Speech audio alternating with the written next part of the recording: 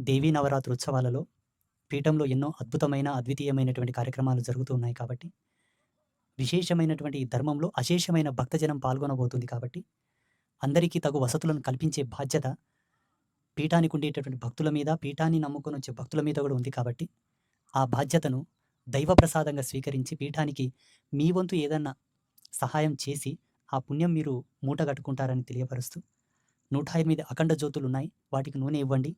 లేదా 108 హారతులకు సంబంధించి నెయ్యి, నూనె, వత్తులు ఏవో ఒకటి ఇవ్వండి. 108 రకాల దివ్య కలశములు, అభిషేక ద్రవ్యములు గానివ్వండి, అభిషేకమైనటువంటి పదార్థాలు ఇవ్వండి. వాటికి సంబంధించినటువంటి వివరాలు కమిటీ సభ్యులకు ఫోన్ చేస్తే మీకు చెప్తారు.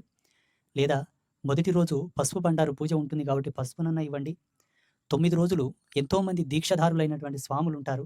వాళ్ళకు భోజనం పెట్టడానికి మీ వంతు సహాయంగా బియ్యమో, పప్పో, పిండో, నూనెో, బెల్లమో, కూరగాయలు ఏదో ఒకటి తెచ్చి ఇవ్వండి. డబ్బులు ఇవ్వకండి. మీరు ద్రవ్యములు తెచ్చి ఇవ్వండి. ఒకవేళ లేదు స్వామీజీ మాకు తెచ్చిచ్చేటంత ఓపిక లేదు. ఓపిక మీన్స్ టైం లేదు. మేము జాబ్ చేస్తూ ఉంటాము. మేము బిజీగా ఉంటాం. రాలేమనుకుంటే కమిటీ నంబర్లు స్క్రీన్ మీద స్క్రోల్ చేస్తారు. ఆ నెంబర్‌కి ఫోన్ చేసి పీఠం యొక్క ట్రస్ట్ ఉంటుంది. శ్రీ శ్రీ అంబాత్రయ క్షేత్రం త్రిశక్తి పీఠం ట్రస్ట్. ఆ ట్రస్ట్‌కు మీరు పంపి మీ గోత్రనామాలు పంపితే ఏ విధముగా ఏ ధర్మానికి వాడమంటారో ఆ ధర్మానికి వాడేటప్పుడు మీ గోత్రనామాలు ఉచ్చరించి వాడతారు.